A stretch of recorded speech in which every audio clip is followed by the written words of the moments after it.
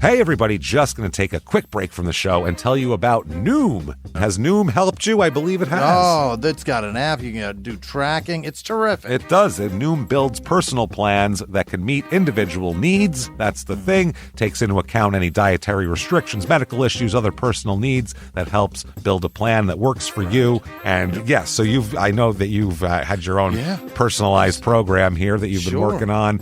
And it's weight loss This is weight loss results that last. They stick around because you get yourself into a lifestyle change. That's what matters. That's mainly it. You can't just say, I'm going to cut that out for a month and then go back to it. That's not what it is. So I'm glad it's helping you. That's great. And it really does. I like the psychology and biology-based approach here. Yeah. Noom Weight uses psychology. That's why they say losing weight starts with your brain, but it also takes into account your unique biological factors, Jimmy. All of your multitude flora and fauna that goes on inside of you there. Sure. Yeah. Stay focused on what's important to you with Noom's psychology and biology-based approach. Sign up for your trial today at Noom.com, Noom.com here, based on 3.5-year study of actively engaged Noom users with minimum starting BMI of 25. Individual results may vary. Visit our website for more information.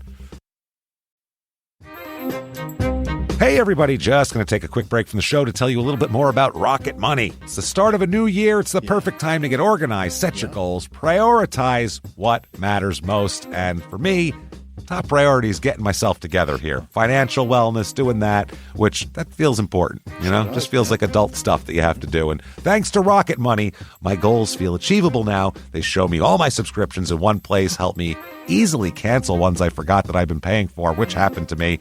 Absolutely happened to me. For years, I was paying for something. I was like, what is going on here? Rocket Money found it and saved me lots of money since then, because it's been a while. So they did a great job here. Rocket Money is a personal finance app that helps find and cancel your unwanted subscriptions, monitors your spending, and helps lower your bills so you can grow your savings. Rocket Money has over 5 million users and has saved a total of $500 million in canceled subscriptions, saving members up to $740 a year when using all the app's premium features. Cancel your unwanted subscriptions and reach your financial goals faster with Rocket Money. Go to rocketmoney.com/smalltownmurder today. That's rocketmoney.com/smalltownmurder. rocketmoney.com/smalltownmurder. Now back to the show. Welch's knows some things make zero sense, like why the algorithm knows your music tastes better than you do. But zero sugar and full flavor? We made that make sense with new Welch's Zero Sugar. All that passion fruit or tropical punch goodness and none of the sugar. You gotta sip it to get it. New Welch's Zero Sugar. Let's fruit stuff up.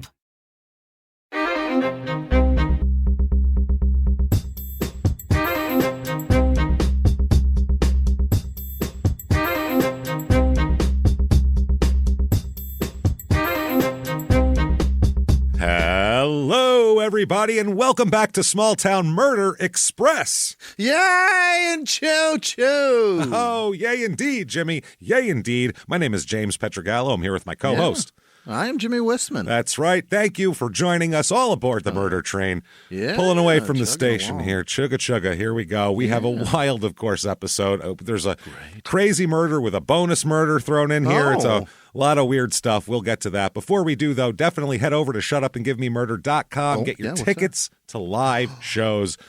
All the live shows are for sale for 2024. Right now, a couple of them are sold out already. Even one in November sold out. So it's moving so fast, and I can't thank you enough. Thank you, guys. Honest, even like in December, Boston and New York are selling fast. So get those.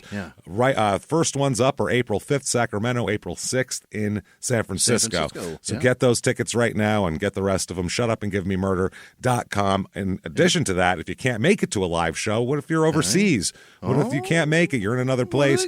We got something for you. The 420 virtual live show coming at you. Tickets for sale February the 22nd. We're very excited for that. If you've seen a live show, it's like a regular live show, except in your living room or your front porch or wherever the hell you want to be. We're going to have I'll have smoking implements to make Jimmy's head explode. We will dress in costumes for this. It's going to be a lot of fun. We can't wait. So check all that out. That's February 22nd. ShutUpAndGiveMeMurder.com is where you find all this stuff and more. You also certainly want Patreon. Patreon.com/crime and sports is where you get all your bonus material. Yeah. It's a whole other thing, man. That's a lot of show you get for the price of $5 a month, which honestly, $5 isn't much. It's a cup of coffee at this point. Right. So let's do that. $5, you get a couple hundred bonus episodes immediately to binge on, and then new ones every other week. One crime and sports, one small town murder, and you get all of it. That's right. You get it all. This week for crime and sports, we're going to talk about some gangster shit. Hell yeah. We're going to talk about a gangster named Paul Sasso, who in the mid-'70s owned a World Football League team. So imagine a organized crime guy running a professional sports team. That's wild stuff. I mean, he's like a total street guy, too. It's hilarious. It's a lot of fun. Then for Small Town Murder, we're going to talk about some real weird stuff. Natalia Grace, and was she a 25-year-old psychopath or a 9-year-old disabled child? Which one is it? We'll find out. How does the father make tears pop from his eyes like that? We'll explore it all there this week on Patreon. Patreon.com/crime and sports. Right. Also, you definitely want to listen to our other shows, Crime in Sports, if you haven't listened to that. I don't know what are you doing? What is your problem? What are you doing with your life? You don't like sports? Your deal? It doesn't matter. If you think we're funny, it's just us making fun of a guy for a couple hours. It's fun stuff, so check that out. And then your stupid opinions, honestly. Boy. If you want to laugh, we're telling you right now, it's the funniest show you're going to find. So check that out every Monday morning. Both of those. That said, I think it's time, everyone, to sit back. What do you say? Let's all clear the lungs. I don't care where you are right now. Let's say you're a barista. You're making somebody's coffee right now. Throw that hot coffee right in their face. Take the cinnamon. LeBron it in the air. LeBron it in the air. Climb up upon the counter and throw your hands to the sky and shout, "Shut up and give me murder." There we go. Let's go on a trip, everybody. LeBroning cinnamon is my favorite image right now. Yeah. And then cinnamon in the air, hot coffee to the face. Someone cinnamon in the air. That's right. We're going all the way to New Mexico here. Oh, boy. Jimmie's, I think it's his What a nightmare. top 3 least favorite states for Jimmie, I know. It's probably number 2. Number 2? Might be one? More than? I don't know. I've given their government about as much money as Texas in speeding tickets. Yeah. It's both of those places. Both of those, I don't want to be in either. That's true. Well, we're going to Fort Sumner, New Mexico. It's over in Fort Sumner. Really? Yeah. Not Fort Sumter, like the Civil War. That's what it is. Yeah, that's what you're thinking of. This is Fort Sumner. This is in eastern central New Mexico. No man's land, middle of nowhere out there. East of Albuquerque? Oh, yeah, about 2.5 hours to Albuquerque. So boy. This is a small town, man. Yeah. 6 hours and 10 minutes to Silver City, New Mexico, because that was all the way in the southwest part of the state. Our last episode in New Mexico, episode 403, 3 suspects and a moron, which was hilarious. I remember that one. That was fun. And a moron. Population of this town, 1,364. So it is a small place in the middle of nowhere. Median income here, household income, is $35,556 a year. Yikes. Which is about half the national average. Not great. Right. And then median home price, though, meets that. It's also low, $134,600. This is just. But what are you getting? You get a trailer in the middle of nowhere because that's where everybody lives in here. There's not a lot of. It's one of those places when you're driving and you go, People live here? Well, there's a lake near here, apparently. Oh. So it's like a recreation area there, too. You want to go in the middle of nowhere in New Mexico and gather around a lake? Well, here it is. Three-eyed fish out of it? There it is. Yeah, no shit, after plenty of testing there. So it is named after the former New Mexico Territory military governor, Edwin Jose Sumner. Or Vose Sumner, and U.S. Fort Sumner was a military fort charged with the internment of nearby Navajo and Mescalero Apache people nearby. So that's what this was for, to intern the natives of the area. Yikes. This was from 1863 to 1868. And the federal government closed the fort in 1868 and sold its buildings to a guy named Lucian Maxwell, who was just a guy who owned a shitload of land in New Mexico. Oh. And so in the latter 1870s, Maxwell's son, Pete, became very good friends with Billy the Kid. I was just going to say that's the area. Yeah. This is the area he like hung out in. Yeah. Because he hung out West Texas and eastern New Mexico, right in this area. Is the whole Billy the Kid gang. Yep, that's where they had too much heat. They knew tons of people with ranches like this, like here. And that's what they would do. So Billy the Kid is buried in the old military cemetery in Fort Sumner. Is that right? Yes, that's this town's claim to fame and draw is Billy the Kid's grave is here. And it was his safety. That's what it is. So let's find some reviews of this town. We've never been there. What the hell do we know about it here? I've seen Young Guns. That's about it. I have seen Young Guns. Is Emilio Estevez around? Can I find him? Where's Lou Diamond Phillips, damn it? I want to talk to him. Forearm stabbed Lou Diamond around. Where is he? For first review, 5 stars. This is a very small rural community. Quite peaceful, and for the most part, a very nice little town. I would like to see it grow a little. At least have 1 or 2 things for the kids to do. No. Sorry, no. There's 1,300 people. What are they going to build for you? A Chuck E. Cheese? It's not going to happen. You got to pool your money and do it together. Yeah. I don't think that's going to happen. 3 stars. Community is great.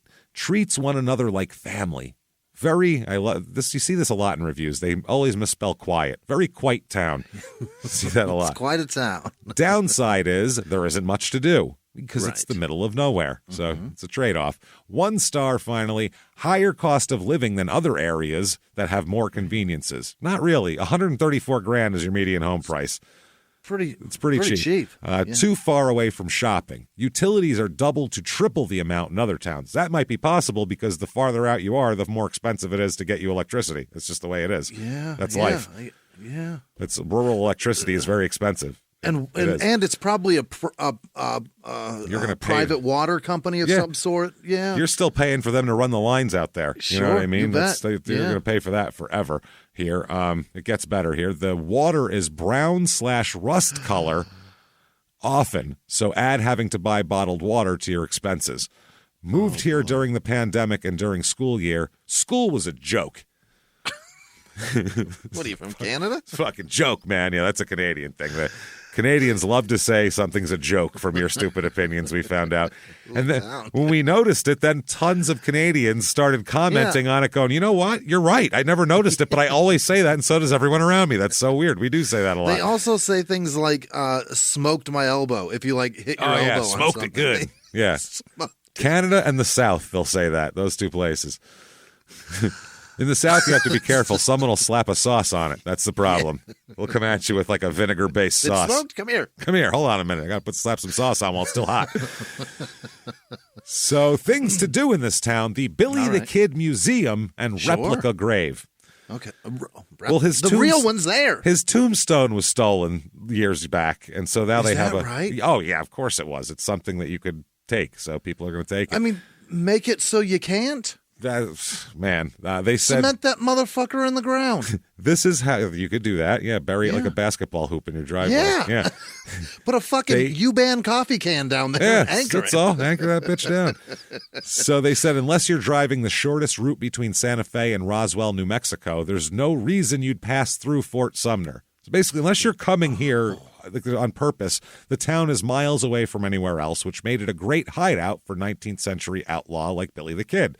Yeah. Today, it makes the drive to Fort Sumner's Billy the Kid Museum seem like a real adventure. There are no casual visitors. You have to want to be here.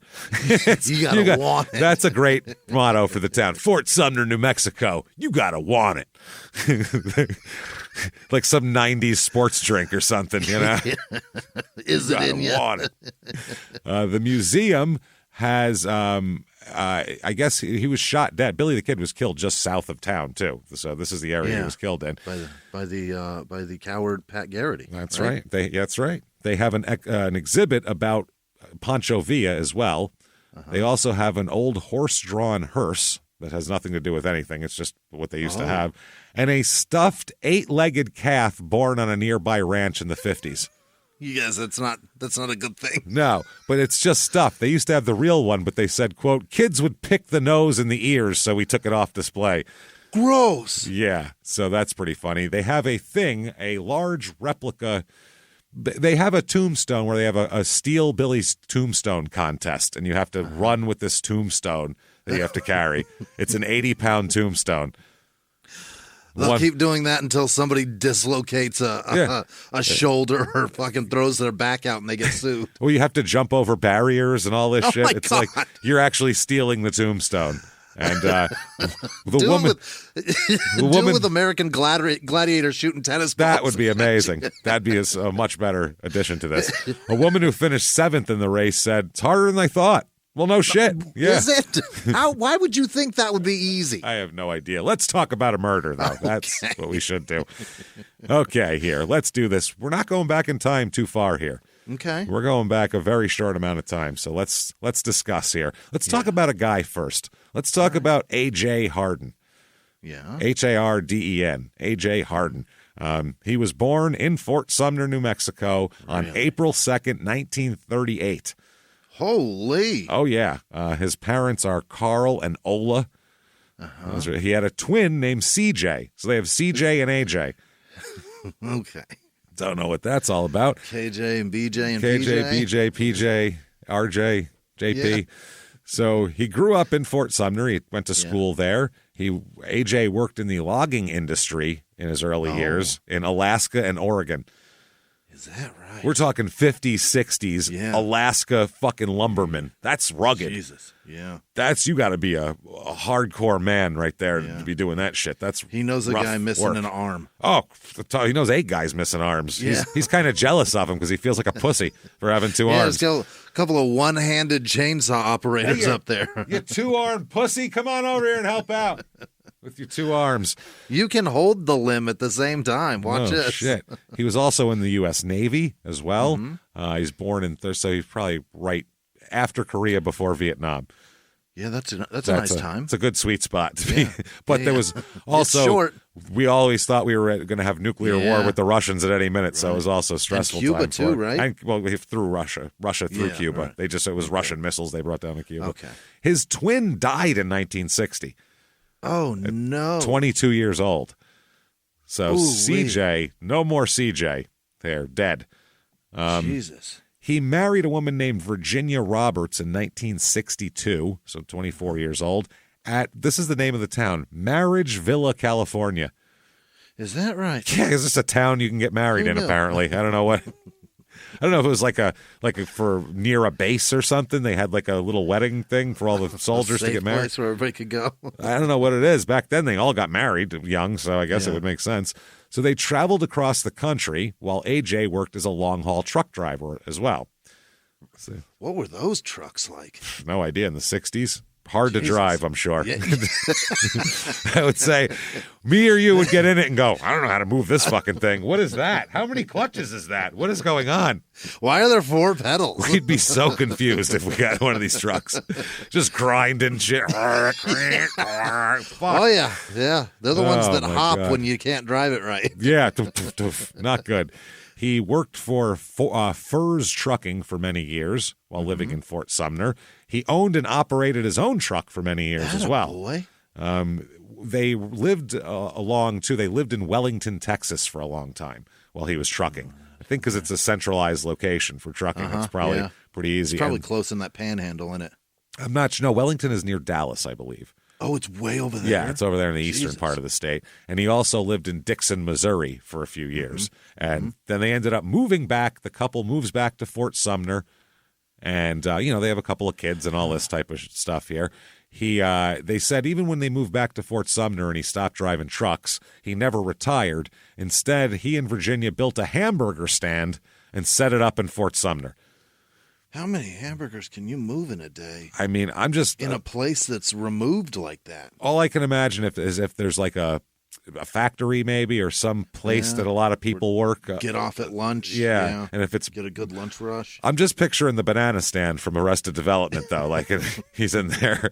There's always money in the hamburger stand. Just bored. Hanging out. So they did that for years, and it worked out well, actually. Wow. So they were fine. They went to church, the church on the hill, which seems to be where everybody goes in Fort Sumner. 2012, all right. 2 of his kids die in 2012, in the same year. Oh, no. Which is very interesting. And there's a tradition. How old were they? I'm not sure. I think about 20-ish is what I can find here. Right around canceled Jay's age? Right around there. Old CJ, canceled Jay. Carnage Jay there. So they have a tradition in this family, too, where they seem to name daughters after mothers, too. Okay. He has a sister named Ola, which is his mother's name. Right. And he's got a daughter named Candy, and then she'll have a daughter named Candy. So this goes on. So two of their kids die, Shane and Candy, both of their kids. I don't know if they were same car together or what the hell happened. But now 2016 comes around, March 16th, 2016, AJ's wife, Virginia, dies. Damn it. Yeah. So now he's lost two kids, a twin brother and a wife. He has seen so much death. So much death. And I mean, if he wasn't such a damn lumberjack, I'm sure he'd be very sad. And in that job, he's probably seen a shitload of death. That's what I mean. And he was in the military, and he's just surrounded by trucking. Back then, truckers would fucking die a lot. The roads were not the same as they are now. I mean, and the roads aren't terrific now in a lot of places, but back then it was, I mean, Christ almighty, it was dangerous to be a trucker. Yeah. Super fucking dangerous. And the warning systems for like weather now are so much better. They wouldn't know if a snowstorm was coming. They tornado just have to plow is coming through. Yeah. That's it. You had to pull over. That would be your only option. So his daughter Candy that died in 2012, she had a drug problem for a long time. Oh no. That was the issue. And he and his wife, until she died, were raising their children when they were kids. Candy's kids. Raising Candy's kids before she died, even, because she had a lot of drug problems. Fuck. So it was to the point where they had to take her kids in even. So they had to take young Candy, and she's got a brother as well. So they were there. Now, AJ is diagnosed with cancer in 2016. Hey, why not? Why not? Let's throw that in there. The amount of tragedy this man has faced. Why the fuck not? Hey, your wife's dead and you're sad? Well, I got some good news and bad news. Good news is you ain't going to have to face it much longer. Yeah, good news is. Bad news is this is bad. So he's diagnosed with cancer in 2016. Do we know what kind? Well, we don't know exactly what kind of cancer. So Candy Jo Webb is his granddaughter. Yeah. She's born about 1993 here. Okay. So... now, by 2019, he's still alive, AJ, fighting his cancer. And Candy Jo, she's been in a relationship for years with a guy named Sean Perkins. But by 2019, they break up. And so she moves in with her grandfather to take care of him. Okay. And she lives in the home. She does the cooking and the cleaning. And, reminds him to take medication, takes him to doctor's appointments, all that kind of shit here.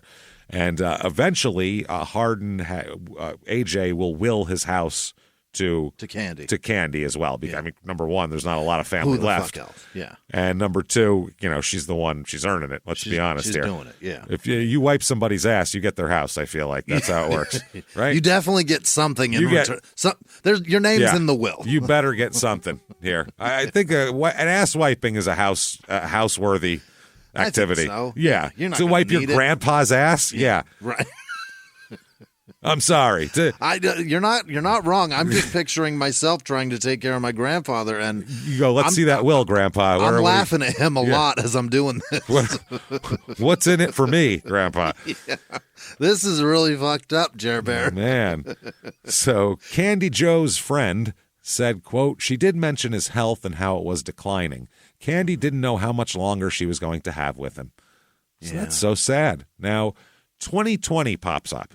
Because this was 2019. Now, 2020 comes around, and oh boy. As if we remember 2020, not good. People went inside, and especially people who are 80-plus years old with cancer weren't going out mingling a whole lot because it wasn't really, safe. So they were, they kind of stay inside. AJ isn't really seen for a while, but a lot of old people aren't seen for a while. Right. Yeah. Everybody kind of lost track of people in 2020. Yeah. There was a lot of domestic murders in 2020 where people would have the body in their house for like 6 fucking months because just nobody had asked. Yeah. Nobody asked. They're not doing what they normally do, and no one expects them to be anywhere, and that's how it went. So people start asking about AJ. How is he? How's he doing? All that. Right. Candy starts telling people that he's fine, but she had to put him in a home, in a retirement home, a nursing home. type of deal. He's too sick for her to take care of him. And she put him in a home, and he doesn't want to be bothered. Basically, he wants to die with dignity in this home. Yeah. No, okay. Yeah. Now that's how it is. People think, oh, that's sad. He's in a home now, and that's just how it is. Then October 15th, 2020 comes around. Okay. Now this is the 1900 block of Shenandoah Drive in Fort Sumner. Shenandoah. There's a guy named Chad Abeda. And he's lived at this address for about 5 months. And he had noticed there's a ditch. They have like a big area to dump shit in the back with a bunch of shit that people have dumped. Yeah. And there's a ditch in the back that has a bunch of shit. And he noticed back there is a tool chest, like a big, like a back of a pickup tool chest. Yeah. Like Dillsboro, Indiana. Yeah. Tool chest. Hell yeah. That episode. So goes in a truck bed. Those are great. Yeah. Big old toolbox, and they're expensive too. So, he sees that back there, makes a note of it because he said it looks like it's in good condition too. Like it might fit in my truck. Yeah, it's sitting back here with a bunch of garbage. Somebody dumped it, so he didn't check it out at all. He just looked at it and went, look at that. And then a relative of his was over dumping some stuff, and a relative said, "Hey, what's up with that toolbox back there? Mm-hmm. That thing's in good shape. I'm actually looking for one of those. You maybe want to sell it to me or Yoda. Hell yeah, whatever." So. He goes, yeah, sure. I don't care. Let's check it out. I don't know, if there's anything in it. It might be gross or who knows. So he pops it open, and when he pops it open, he was met with a incredibly foul odor. The way he put it, overwhelmingly foul odor. Oh no! So, immediately they see a skull. Yeah. So they decide, let's go ahead and call the cops on this one here.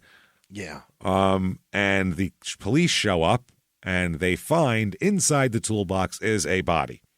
Damn it. A full body wrapped in blankets. Okay. But the head was sticking out of the top of the blanket. Oh, so that's how fucked up. They saw skull is what they saw. Yeah. And, this is in October, so it's been summer for a while in New Mexico. Yes.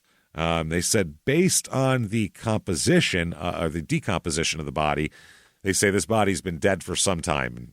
They don't know if it's been here for some time, but it's definitely been dead for some time. There is duct tape here. Duct tape around the mouth and wrists of this body once they unfurl it from the blankets. Yeah, that's not good. Yeah, and they said at the time, there was black duct tape around his mouth and a leg and wrists. And they also said that they couldn't even figure out, it was so badly decomposed at first, they couldn't even figure out a gender on this body. No less anything else, an age, any kind of identification. Then they couldn't, but the doctor noted there was facial hair and male clothing. And then when they took the clothes off, they found in a shirt pocket an appointment card, a doctor's appointment card detailing a July doctor's appointment for A.J. Harden.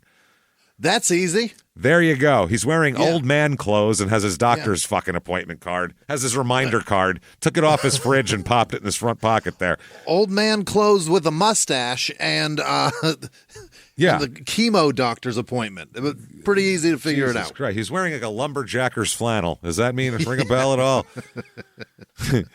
So they said they go to the people, they go to that Chad Abeda guy, and they're like, any ideas here? Did you see anybody fucking around in your backyard? Right.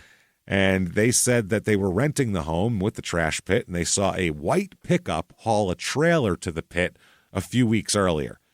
Okay. And they said the trailer was left behind with a flat tire. So there's been a trailer sitting out there with a flat tire.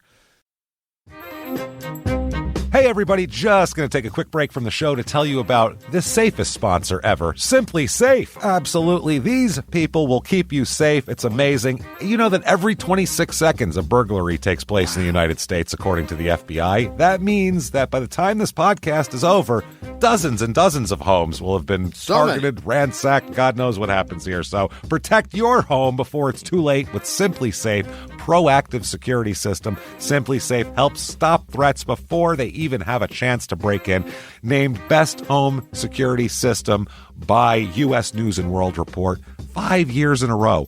And by us for about the last 8 years as well. If you trust us, Believe me, you want Simply Safe. So visit simplysafe.com/small to claim 50% off a new system with professional monitoring plan and your first month free. That's simplysafe.com/small. There's no safe like Simply Safe.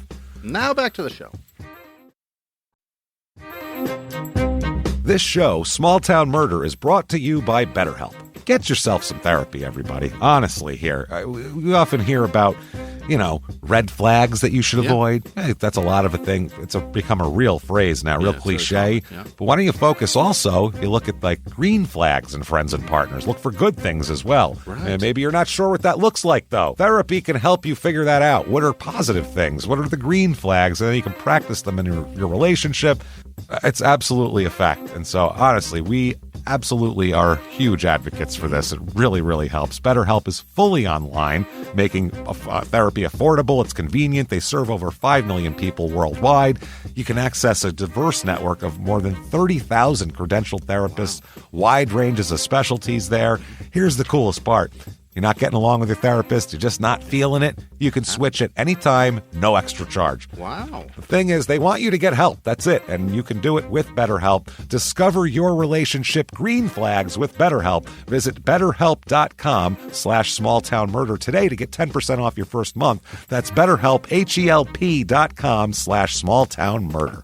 Now back to the show. So they were asking themselves, the police said, was this the trailer? Did somebody use this to dump the body? Because people dump shit back there all the time. It might have been just somebody dumping something. They said from the minute we saw the trailer, it just looked like anything else. But at the same time, it was still out of place for us.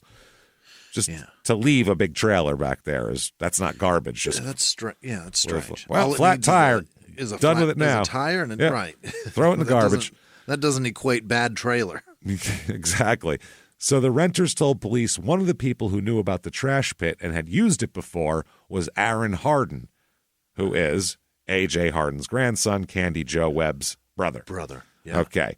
He'll come up a lot later. So the owner of the property they get down to, and her name is Brenda Moyer, and they interview her. She tells police she rented the home to her son, Sean Perkins. Sean Perkins is Candy Joe Webb's ex-boyfriend. Exactly. Yeah. And heir of the Perkins fortune. Heir of the Perkins pancake. Bread bowl family restaurant. God, that place sucks. That place, it sucks because when I went there and they asked, how was it? And I went, not very good. And they just went, she just kind of shrugged like, yeah, it's about right. Like, they weren't like, oh, no. They were just like, yeah, that's what do you expect? It's Perkins. I can't hear the name Perkins and not think of that trash heap. It's such a trash heap. Kendrick, every person named Perkins. All the Perkins. I think of that place. I go, oh, you poor bastard. Oh, my God. So many They tried Perkins. To sell that restaurant as feasible to us. They're still doing it. It still exists. Yeah. There's a Perkins 5 miles from me. I don't know why. People go. That's crazy. Why are you coming here exactly? It's got to be up front. That's a documentary I want to make. Why are you at Perkins, it's called. And you just go around and ask people. And I bet it would go from this documentary about pancakes and shit to this dark place of we'll follow somebody because they're sad and that's why they're there. And it'll be like an episode of Hoarders. You could do a TikTok about it, James. Deep. A whole fucking page. Nope, not doing that. Just take your phone to the entrance of that Perkins. That's it. Just watch the sadness. Why are you here? Sadness cam, I call it. Just... So she said, they said that they lived there for a long time. They lived there for a couple years while they were dating, Candy Joe and Sean. Brenda Moyer said the ditch behind the area was always used for dumping large objects, but she had never seen a tool chest there. Huh. She said that Harden was Webb's grandfather, and it was her understanding that A.J. Harden was in a nursing home at this point. Right. So, so they're like, all right, this is interesting. We have a lot of things going on here. We think it's A.J. Harden.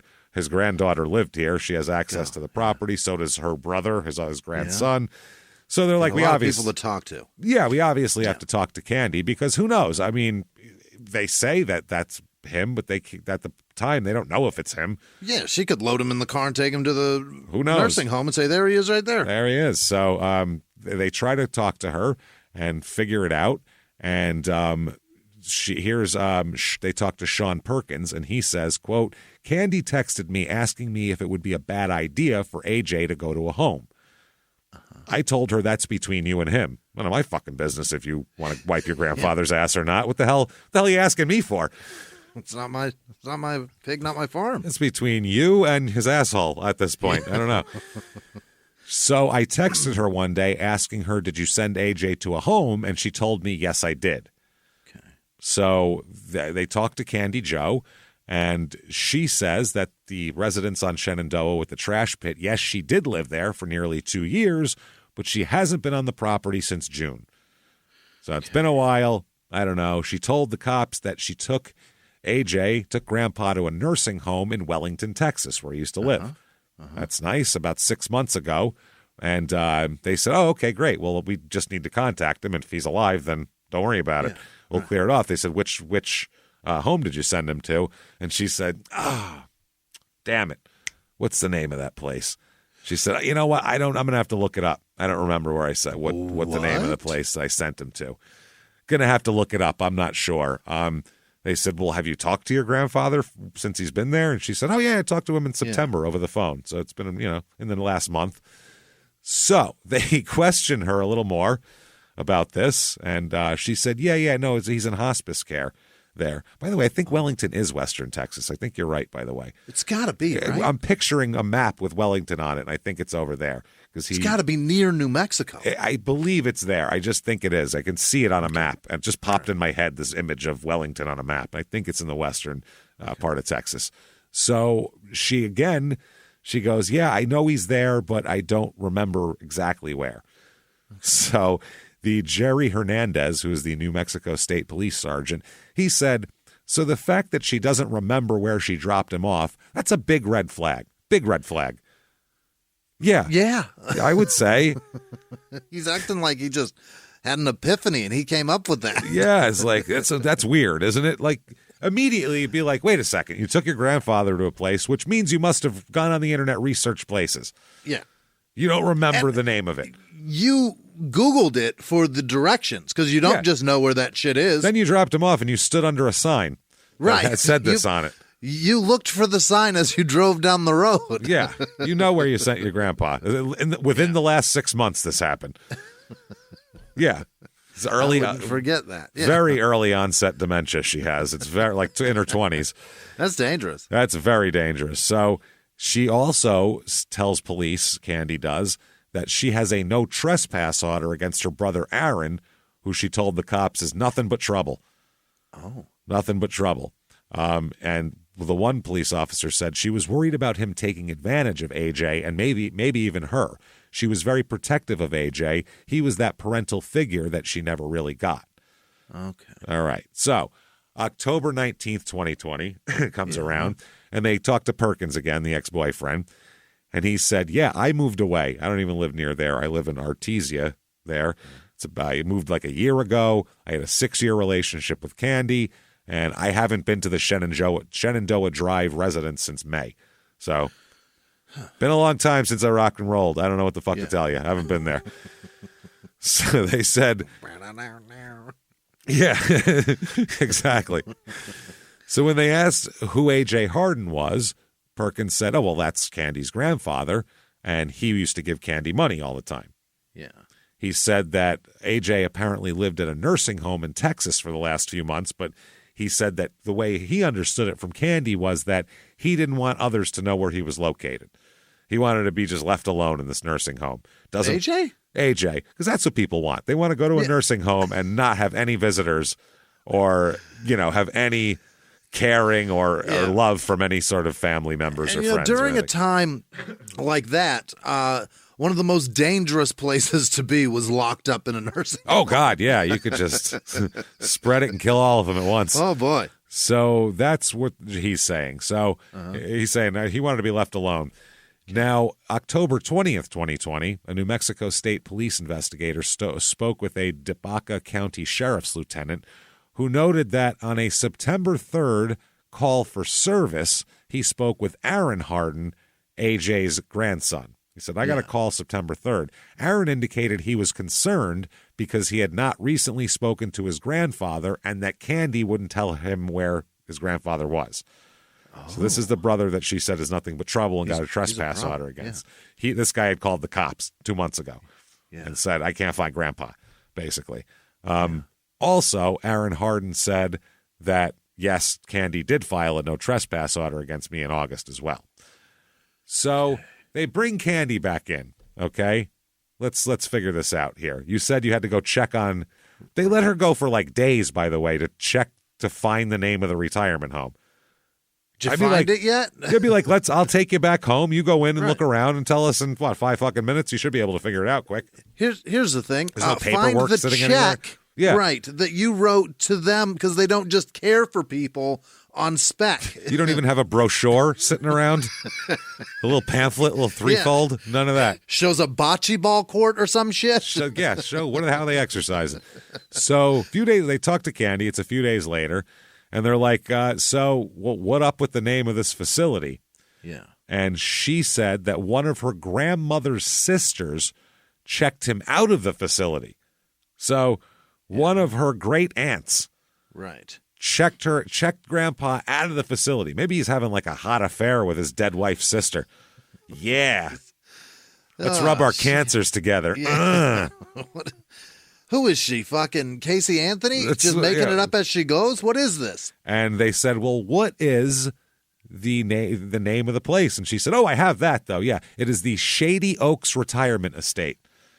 What? Okay, now, check it out. The cop says, immediately after hanging up with Candy, I looked up Shady Oaks. I could not find a Shady Oaks anywhere. So again, it was another red flag for us. Yeah, your red flags are like... giant hunks of evidence sitting in the middle of the room, and they're like, it's a bit of a red flag, right? No, that is a fucking arrestable fucking piece of evidence is what that is. Shady Oaks is like from a movie or something. You know what it's from? You know exactly what it's from because I knew it immediately. The place in the Golden Girls that Sophia did not want to be sent back to is called Shady Pines. There it is. That's exactly what it was. Because I was like, wasn't Sophia's Shady Pines? Looked it up. Yes, it fucking was. Because that was what B. Arthur would always say. Ma, you want to go back to Shady Pines? And she'd be like, no, Dorothy, I don't. That was the threat. I knew it was from something. Yep. And I saw the look on your face, and I'm like, oh, don't spoil it. Because I know. It's so funny. It's fucking... She literally saw some Golden Girls reruns on Lifetime and was like, what's the name of that place? And then fucked it up. And then ruined the reference. And then ruined it. Either that or she was like, well, I can't. He might have watched the Golden Girls. Pines. I can't say Shady Pines. What's another tree? Oaks are good. And that sounds retirement home-ish. That's why on a sitcom they called it Shady Pines, because it sounds like a retirement home. It's so good. Wow. That is the worst. The worst lie ever is what that is. That is terrible. I hope when that detective looked up Shady Oaks retirement, it came up Dorothy. Yeah. Came up with a picture of Sophia in her purse. Estelle Getty standing there. And Dorothy's threats. Finger at her. Ma, you want to go back to Shady Pines? It's so funny. So he couldn't find any evidence of a Shady Oaks anywhere. Right. Which I'm surprised nobody named their place Shady Oaks. It sounds like it's a good name. Yeah, it's not bad.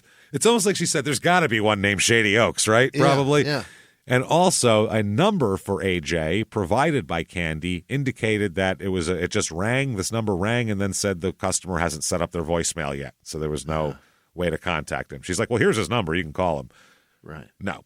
So then October 21st, 2020, New Mexico State Police investigator contacts the state Social Security office and learned that Hardin's retirement address was at a lake house on Tamarack Lane in Fort Sumner, and the bank account originated from a bank in Wellington. Oh. So the state police officials on October 22nd, this is 2 days after she tells them it's Shady Oaks, here's his number, have a good one. 2 days later, they want to talk to Candy Joe again, who then said she needed to contact her attorney first. And I'll call you back. And then she never called them back or would never answer her phone again. She stopped answering the phone. She just fucking ghosted him. So Find me if you That's interesting. Where is she? Yeah. First of all, check Shady Oaks. She might be there. Otherwise, the amount of misinformation she's given them, though, is terrible. And then she stops talking to them. It's so that is what an investigator would call a red flag. A little bit of a red flag.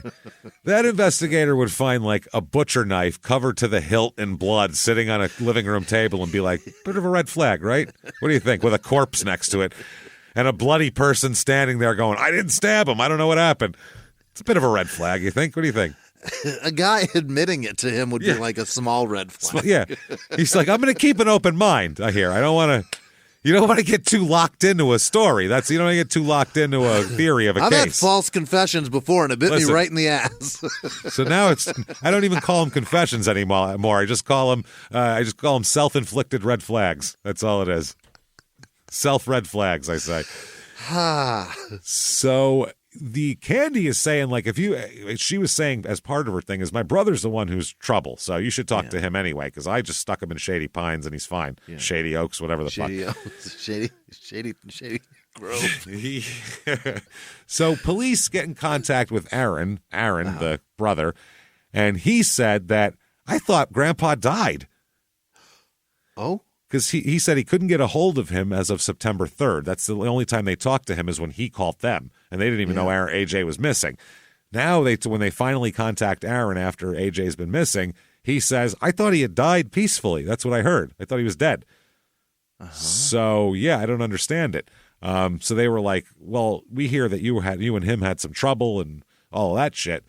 And the Aaron said, quote, me and him are on good terms, the best of terms we've always been on. We've never had no problems. Never had no problems, goddammit. Yeah. Aaron believed that his sister took out a no trespass order against him because he discovered that Candy Joe had been writing checks from the account that Aaron shared with his grandfather.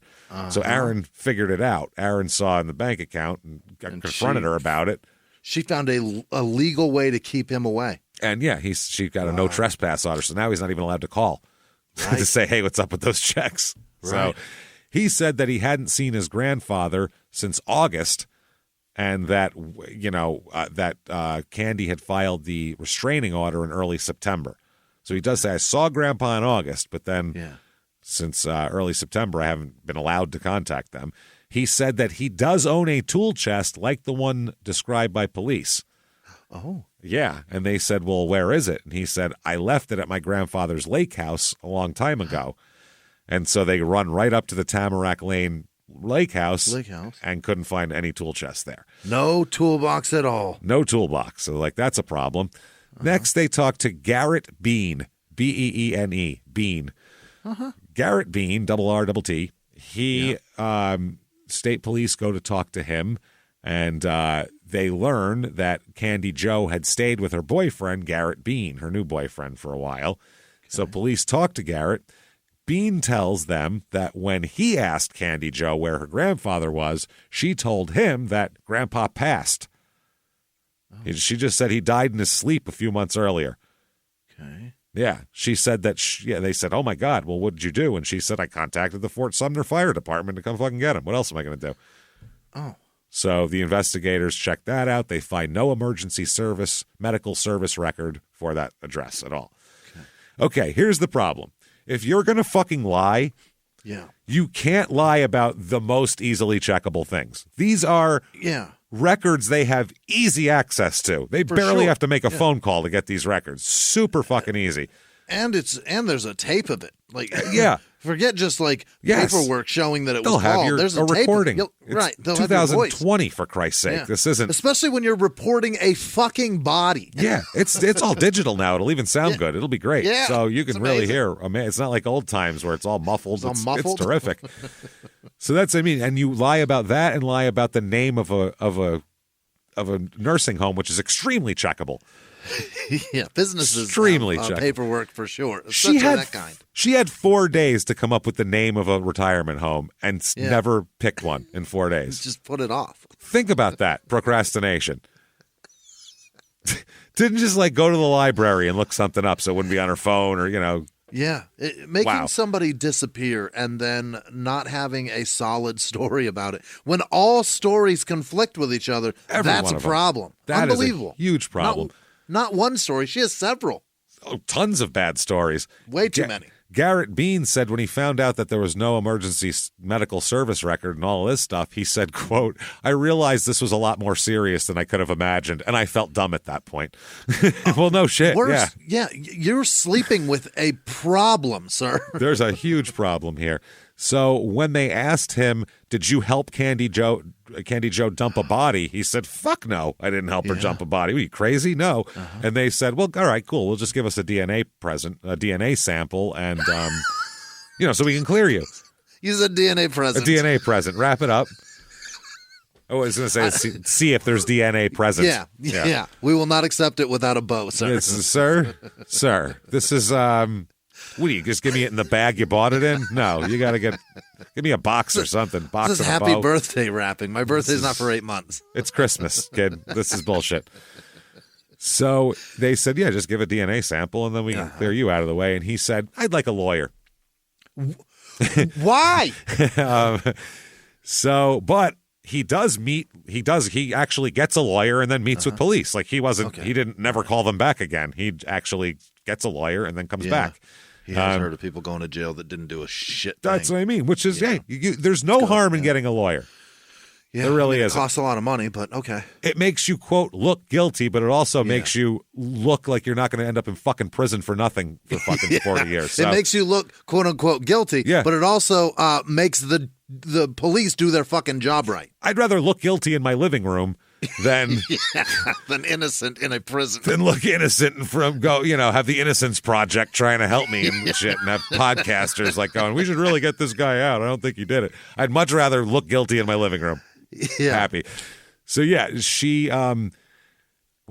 said that he said now he talks to them with the lawyer, and he said, okay, I talked to Candy since my last time I talked to you. So I talked to you, got on the horn with Candy here. Now she changed her story. Again. So now he's concerned that he's definitely been lied to now. So now he's ready to talk whatever he's got to the cops. He says that, okay, when I talked to her, she said she changed her story. Now she says it was a mercy killing. She had to do it for him. Oh. He said that Candy Joe told him that AJ asked her to kill him. So please, it's too much. I can't take it anymore. I'm sad. I'm lonely. I'm in pain. Yeah. So she gave him Xanax and Ambien until his heart stopped. Just kept pumping it in until his heart stopped.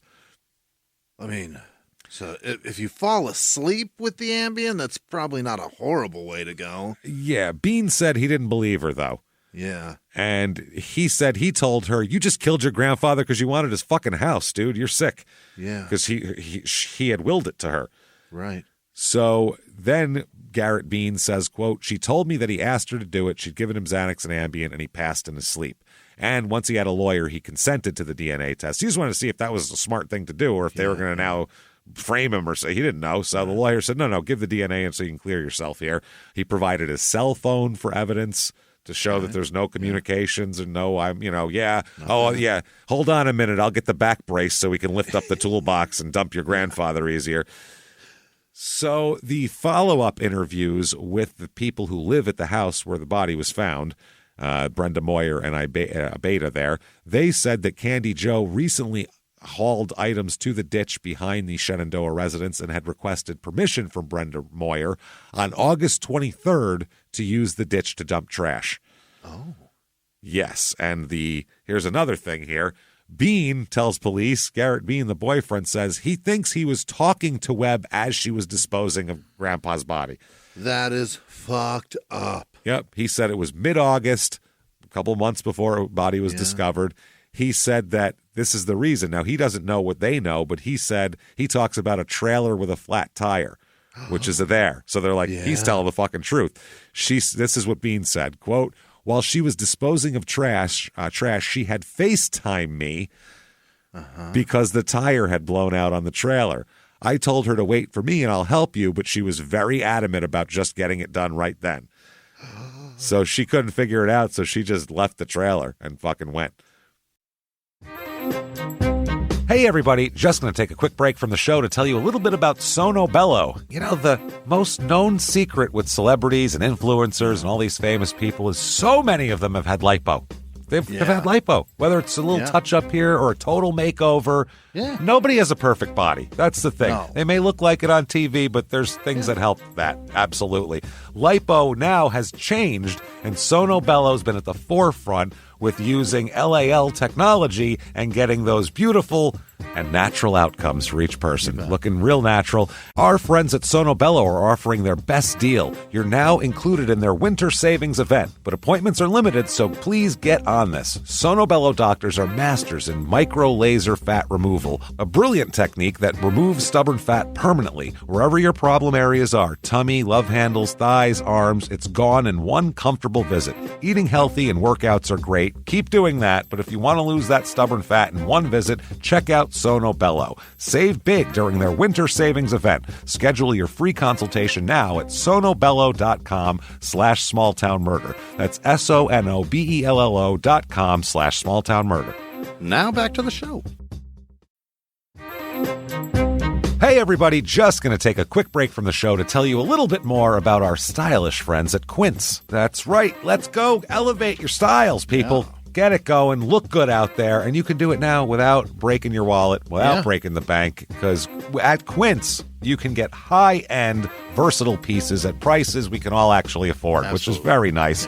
You want to get good stuff that lasts and it's good, and they have quality stuff that's very affordable. And you can do like we did, upgrading our stuff here, while still being a very reasonable price. Quince only works with factories that use safe, ethical, responsible manufacturing practices, along with premium fabrics and finishes. It's all quality stuff. You're going to love it. Trust us, it looks good. And I've got the leather jacket. It's a very high-quality item. Real nice, soft leather. Yeah. Jimmie's got his linen pants he's rocking. Yeah, they're terrific. Come on, be like us. Be fashionable. Get in there with Quince. Indulge in affordable luxury. Go to quince.com/smalltownmurder for free shipping on your order and 365-day returns. That's QUINCE.com/smalltownmurder to get free shipping and 365-day returns. Quince.com/smalltownmurder. Now back to the show. Hey, everybody, just going to take a quick break from the show to tell you a little bit about a very cool place, Thrive Market. Yes, we are both looking to get into the healthy swing this year. The problem is I don't know what's in everything, and I don't know if even I'm qualified to even read the labels to know if that's good or that's bad. Right. There's chemicals in things, and there's things floating around. I don't know what I'm doing out there. One of my favorite features, and I know you were talking to me about this, is the Healthy Swap Scanner in the Thrive Market app. Yeah, it's simple. You scan any item, and it'll instantly suggest a cleaner, healthier grocery alternative, it's great. Amazing. Yeah. That's great. Thrive Market also takes the guesswork out of finding these safe, healthy foods. For example, like I'm trying to get my protein intake up for energy. I'm always moving around. I need stuff, and I love that you can filter their site by the high protein options. Nice. It's very cool, and you can personalize this portion, and you can put filters on it, and get ready. You should be ready for a junk-free start to 2025. Get ready for it and head to thrivemarket.com/smalltownmurder and get 30% off your first order plus a free $60 gift. That's THRIVE market.com/smalltownmurder, thrivemarket.com/smalltownmurder. Now back to the show. Wow. That on FaceTime. So that is wild. How much? Imagine like mob guys FaceTiming people while they're dumping bodies. Like, she's not good at this. So now Candy's wanted, obviously. Yeah. They want to talk to her. They still haven't talked to her since she said, "I'm getting a lawyer and I'll get right back to you." Okay. Still hasn't talked to her since then. Now there's an arrest warrant issued for her, alleging first-degree murder, tampering with evidence, and fraud as well. Uh-oh. So this doesn't go on very long because she's not like a master criminal, obviously. She's pretty bad at this. In 4 days, she couldn't come up with the name of a retirement home that existed. that existed. That's the only thing she had to do. There, a brick in existence. Yeah. Then she could have went with, "Oh no, did they have him checked in under the wrong name?" Or she could have drugged that out for a while, but it not existing. So she is very Casey Anthony. They do find her. Where do you think they find her? I'll give you one guess. Where'd she go? Texas? No, one more. For Arizona. Nope, Florida, of course.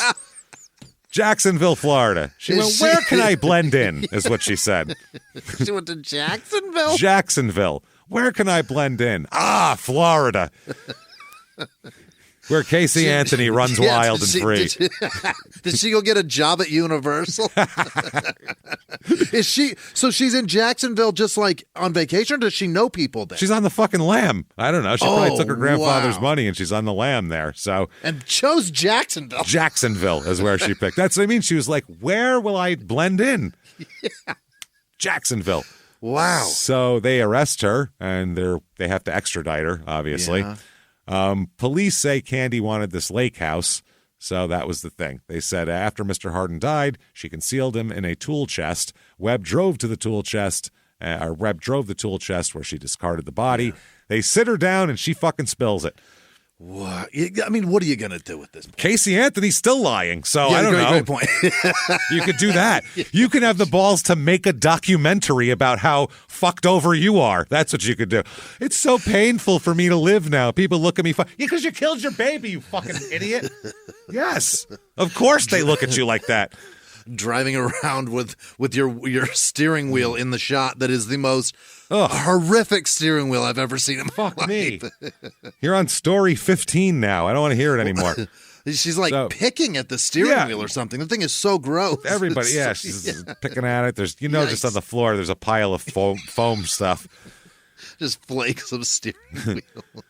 So she says this, and I don't know if she says this just to get on the show, because she does get on the show, but she says, not this show, you'll know what I'm talking about. Quote, I snapped after I saw him dead. Get out of here. She actually used the word. She's like, I really want to be on Oxygen. I just want to be on that show. I watch it all the time. It's my favorite. That'll be it. Is this being recorded, everybody? Because they'll play this in the preview. It'll be awesome. It'll be in the trailer. It'll be in the trailer for it. I know it will. Of every episode. I'm going to get a 12 episode. Quote, I snapped after I saw him dead. That would 100% a murderer's voice. That's it. She said, I really didn't mean to do it. And I know it looks so malicious and just horrible. He's my pawpaw. Lady. I didn't want him to die. Was I relieved? I won't lie. Yeah. She was taking care of him. And that is actually the only honest thing she's fucking said, because people don't want to admit it. But when they care for an elderly relative for years, they obviously don't want them to die. But deep down in a spot they might not tell anyone but their spouse. Need them to die. Yeah. They're fucking relieved that for a multitude of reasons. Right. They obviously weren't doing well, and this was also our whole life. So there's that, and we're just prolonging the inevitable. This is fucked up. This is a horrible thing. She said, quote, I'm sorry, it was an accident. Everything afterwards, that's fucked up what I did. Yeah.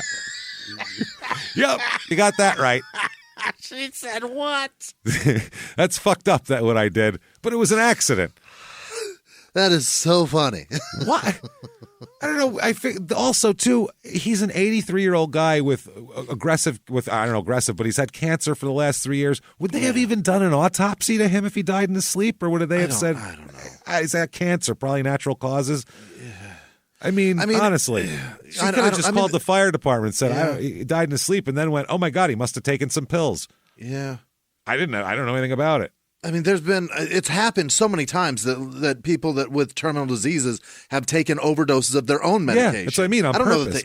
I don't know that they, how could they tell if it was on purpose or not? That's what I mean. How could they tell if she did it to him or if he did it to himself? And there'd be no evidence to do that. No. There'd be people that are suspicious, but again, not guilty in your living room, or this.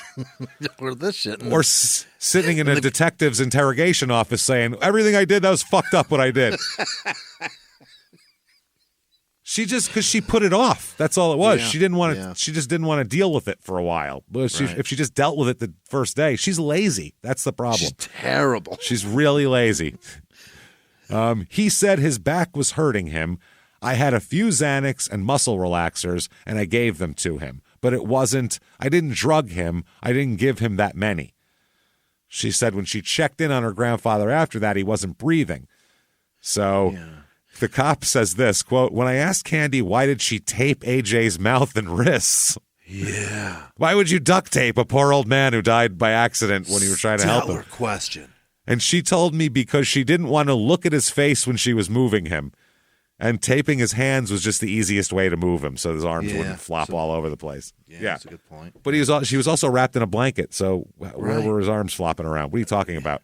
You packaged him like an Amazon return. Yeah, like a poorly put together Amazon return. So 2021 here, her brother, who was at this age 38, or at this point 38, Aaron, is arrested by the New Mexico State Police, saying that him and a man named Casey Cortez, a 31-year-old, are arrested for homicide. Who'd they kill? Not of AJ, of somebody else. What? Yes. On February 8th, 2021, the Investigation Bureau was contacted to investigate the death of a man pronounced dead at Plain Regional Medical Center in Clovis. State police said during the investigation they learned that in the early morning hours of February 5th, Cortez and Aaron Hardin went to Gutierrez's house in Fort Sumner. Michael Gutierrez is the victim here, age 26. He grew up in Fort Sumner. He went to school there, graduated high school there, went to junior college for a while. Yeah. He started working in the oil fields, and he did monitoring of oil rigs. Was his job. He worked for Madrin Oil Services, Cavalos Cajun Oil Services, and Close Loop Services. And everybody called him Ocean Michael, apparently. Okay. Yeah. So here's what happened. Hardin and Cortez confronted Gutierrez for allegedly stealing a shitload of methamphetamine from a friend of theirs. Why are you friends with meth dealers? New Mexico, come to New Mexico. We kill our grandpas and steal meth from our friends. That's right, New Mexico. Come on down to New Mexico. You gotta want it. You gotta want it. New Mexico, you gotta want it. So Hardin and Cortez kidnapped Gutierrez, took him to the residence of their friend whom he allegedly stole the methamphetamine from. And while they were there, Cortez began attacking Gutierrez, pistol whipping him with a handgun. Oh, my. Hardin then grabbed a garden hose and started beating Gutierrez with that. Gutierrez tried to defend himself, so Hardin tackled him to the ground, then got up, grabbed a hammer, and continued to beat Gutierrez with a fucking hammer about the head and face. Holy. Gutierrez, somehow severely beaten, makes it back to his house somehow. Yikes. He then admits himself to a local hospital in Santa Rosa on February 7th, 2021. So that's 2 days later. Yeah. He was treated for his injuries and released. But then Monday, his mother noticed his speech was slurred and his skin was pale. Yeah, he's having a stroke. So they took him back to the hospital, and he was pronounced dead from his injuries within a couple of days. Internal bleeding or whatever. Fucking scrambled his eggs. I mean, that's... Oh, boy. Horrible. So the police searched the home. They found a garden hose and multiple hammers, some with blood on them. Yeah. They arrest Cortez and Hardin, who both refused to speak with police and immediately asked for attorneys. That means they're hardened criminals. Right. No pun intended. The guy who owned the home told police Gutierrez stole meth from him, and then Hardin and Cortez brought Gutierrez to the house where they tortured him. And Aaron Hardin considered, in a way to figure out to get the meth back, he considered severing one of the guy's toes as a... What is his deal? Start cutting toes off till we get to the point where you tell me where the meth is. Oh, my. This family's fucked up. Make more, man. Dude, yeah, that's what I mean. Get some disgusting things and put it in your disgusting whatever you do and make your shit meth. Barrel, bathtub, toilet, whatever you're doing. Whatever you're doing, man. So an arrest warrant is issued for them, obviously, and they are arrested. They're booked on murder in the second degree, kidnapping, conspiracy to commit kidnapping, and assault with intent to commit a violent felony. Right. Lots of shit. They haven't gone to trial yet. 2022, back to Candy here. Yeah. She's like, oh, wow, cool. We're both in prison now. Excellent. So she is considering a plea agreement. The special prosecutor said the agreement calls for Webb to plead guilty of charges of second-degree murder, tampering with evidence, and fraud. If she agrees to the deal, she'll face a maximum sentence of 21 years in prison.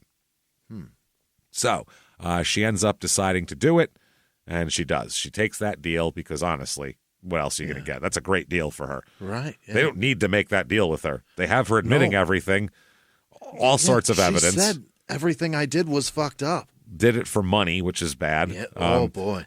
So in arguing for the maximum sentence, the prosecutor alleged cruelty in the slaying of her grandfather and in the mishandling of his body by placing it and dumping it in a trash pit. That doesn't sound real nice to do to your beloved grandpa. So, yeah, when your relatives die, let's say your grandparents die, because my grandmother died a couple of years ago, we cared what happened to her body. Yeah. We didn't say, I don't know, just throw it in a field somewhere. We took it and buried it, put it in a wall or whatever the fuck we did with it there at the cemetery. Put it in a fucking wall, and we had a thing, and we all sat there and we talked about it. That's what you do with people you love. Just because that person's dead doesn't mean that the vehicle they were in isn't valuable also. It's not a pet rabbit. You know what I mean? It's it's your grandparent. So, anyway, they also said that the lying to everyone that knows him, lying to her family, lying to law enforcement showed a big lack of remorse. Also, her attempt to escape to Florida. She obviously didn't feel too fucking bad about it. And the lack of ability to describe exactly what happened, saying a few and not that many. What are you talking about? Some vague retirement homes from sitcoms in the 80s. Few muscle relaxers before. Guess who's talking still? Yeah. A few didn't mean enough to stop your heart, probably, right? No, I took 3. A few. That's a lot, yeah. So her defense attorney, though, Thomas Benavidez, he said that her conduct while in jail for the past year has shown how much she's trying to improve herself. So we should really just push this whole thing aside. He said, quote, she's been in jail for a year and 9 months. She's had a lot of time to think about what she did. She's been seeking help. They said that while in jail, Webb has taken life skills and parenting classes to be able to be a better mother to her 6-year-old daughter. She's got a kid. Yeah, the kid wasn't around. I'm sure the kid's been put in a home or taken away or something. With her father. Hopefully with her father, or something. Yeah. So she even helped a fellow inmate who was having breathing difficulty. Oh, how? Wow. Gave her a bunch of Xanax and fucking sat on a pillow on her face. Dumped the body in the cafeteria. That's how it worked. So they said while in jail, it has made her a, quote, changed woman. Oh, boy. She is good now. Let's just say already a year. They said that, you know what? She's done, her improvement in the last year and 9 months has been so rapid, you should just give her probation. Okay. Probation you should give her. That is shooting your shot. Wow, that's ballsy. That is fucking balls. Yeah. And that her year and 9 months in jail should be sufficient time to be incarcerated. Sure. That's good, I think, right? Wow. Tommy Harden, who is Webb's uncle, AJ's son, it's like Webb's dad's brother, Candy's dad's brother, told the court, quote, doing time is wasted time, but AJ was loved by his family, was having a difficult time due to age and cancer, but still, this is, I'd like her to be put away. She, Candy Jo, reads a letter to the court that expresses remorse for her crimes and other things, too. Now, the prosecutor reads a letter to the court from Webb to her boyfriend at one point.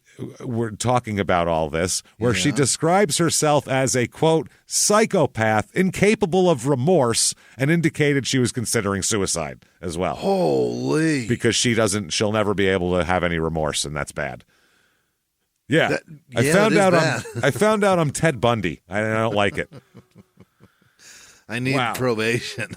And they're like, just put her on probation. She'll be good. She's got a kid. Let her deal with the kid. We really want that kid to be around her a lot. You know what I mean? Right. It's good for her. She admitted to psychopathy. That child's in danger. Wow. And having no remorse at all. Wow. Incapable of remorse.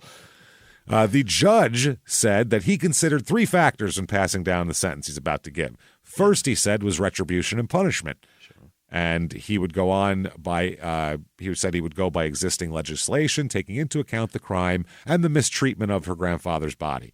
Right. Second, he said, was deterrence. So the message the sentence would send to the community about the crime. You can't just kill Grandpa so you can get his house a couple of years earlier. Right. That's not okay. Just because someone's old doesn't mean their life isn't worth anything. Right. But sentencing also, that's the thing. Should sentencing go on the life of that you took? Like if you kill a baby, that baby could add 90 years. You should get a lot of time. Whereas if you kill someone that's like 96, how much longer could they have possibly had? Should you get more time than they would have had? I don't know. It's a question for the ages. But you're killing a vulnerable person, which makes you even scarier. Yeah. So I don't know, to take somebody's last couple of days, weeks, months, years, that seems way worse to me than Well, it's vulnerable too. It's a person who's vulnerable. That's why it's awful. So he said third was rehabilitation. He talks to Candy Joe and he says, "You have been working hard to become a better person. I think you are remorseful. I think you have shown you can be rehabilitated. You, ma'am, may fuck off 18 years in prison." So you can do it. You can finish rehabilitating in there. You show you can be rehabilitated. We're going to go ahead and put it to the test. We're going to give it a shot. We're going to give it a shot. This is 15 years in prison for second-degree murder plus 3 years for tampering with evidence and mishandling the body and 3 years of probation for fraud. Okay. So that will happen once she gets out. Yeah. So even if she does 18 years, she still has 3 years of having to go see somebody. That's good. And keep them in the mix. The maximum sentence was 21 years, but he wanted there to be a time when she has to go see somebody. Yeah. So he also gives her time credit served for 659 days spent in jail while this happened, while this proceeded through the court system. Just under 2 years? Just under 2 years. So that, everybody, is Fort Sumner, New Mexico, where this fucking family is disintegrated. I mean, this is a mess. Everybody's dead. Everybody's dead or in jail for killing them. Yeah. And she was right about her brother. He is a fucking problem. It's the only thing that she told that's the truth. He murdered a man over meth. Think about how somebody else's meth. Someone else's meth. How'd you take this guy's meth? Let me beat you with a hammer? What are you, fucking insane? Wow. This is a fucked up family, man. And we don't even know how many pills she gave that man. Yeah. Think about the people who were left, like the uncle. Yeah. His dad's dead. Everybody's fucking dead or has killed them. I feel terrible for these people. Anybody who's still alive in this family, they're, especially if you're in that area, now everyone knows about it. There's only 1,300 people here. New Mexico, you got to want it. You killed 2 people in 2 years just in this family. Jesus. That's nuts. So you got to want it. So there you go, everybody. That is Fort Sumner, New Mexico. Do you get it? Hope you did want it. Do you see why? I don't like it. What the problem is with this place? So if you like that show, tell everyone about it. Get on whatever app you're on. Give us 5 stars. It really helps the show a lot. Also, check out our social media. Yeah. Join that. We're at Small Town Murder on Instagram, Small Town Pod on Facebook.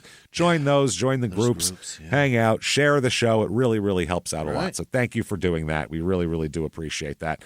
Thank you again. Patreon.com/crime and sports is where you get all the bonus material. You want more? We got so much more. Yeah. Anybody, $5 a month or above, you immediately get over 200 back episodes of bonus stuff that's not available and never has been available anywhere else but Patreon. Get that immediately. You get 2 new episodes every other week, 1 crime and sports, 1 small town murder. You get it all. You get it all. That's right, Jimmy. And for crime and sports this week, we have Paul Sasso we're going to talk about, who was he's a fucking gangster. He's a mob guy who owned a football team in the 70s, which is that's insane and hilarious. And then for Small Town Murder, we're going to talk about the weirdness of the whole Natalia Grace situation. That whole thing. What happened? Is she older than she says she was? Is she not? Is her mom a psycho? How does her dad cry like that? What the fuck's going on? What's going on? We'll talk all about that. That is patreon.com/crime and sports. Plus, at the end of the regular show, you will get a shout out where Jimmie will fuck your name up royally while trying to get it correct. So check all of that out. You also want to go to shutupandgivememurder.com. Tickets to live shows. They're selling quick, everybody. So get in there. Even we have shows in November sold out. So get your tickets right now. April 5th and 6th, Sacramento, San Francisco. You're up first. Yep. And especially I want to give a special one to Minnesota. Minneapolis, if you sell this out, this will be the largest show we've ever done. So unbelievable. People ask all the time in interviews and stuff. They always ask, what's the biggest live show you ever did?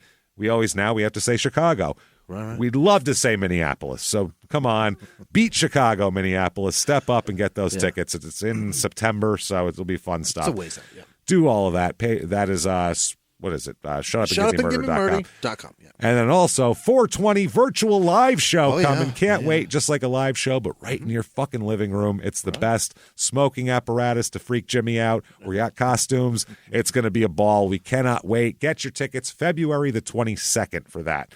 Right. That said, if you want to follow us on social media, you can do that. Just check out Shut Up and Give Me Murder. There's links to everything there that you could possibly want. Holy shit, New Mexico sucks. Told you.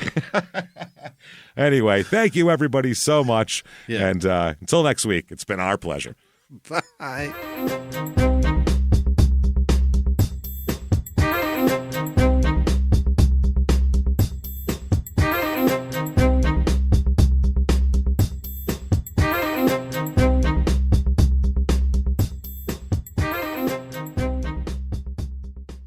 If you like Small Town Murder, you can listen early and ad-free now by joining Wondery Plus in the Wondery app or on Apple Podcasts. Prime members can listen early and ad-free on Amazon Music. Before you go, tell us about yourself by filling out a short survey at Wondery.com/survey. He was hip-hop's biggest mogul, the man who redefined fame, fortune, and the music industry.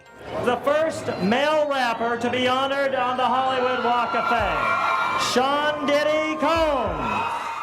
Diddy built an empire and lived a life most people only dream about. Everybody know ain't no party like a Diddy party, so. Yeah, that's what's up. But just as quickly as his empire rose, it came crashing down.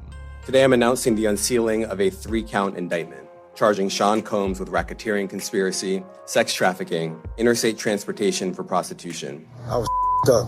I hit rock bottom, but I make no excuses. I'm disgusted. I'm so sorry. Until you're wearing an orange jumpsuit, it's not real. Now it's real. From his meteoric rise to his shocking fall from grace, from law and crime, this is the rise and fall of Diddy. Listen to the rise and fall of Diddy exclusively with Wondery Plus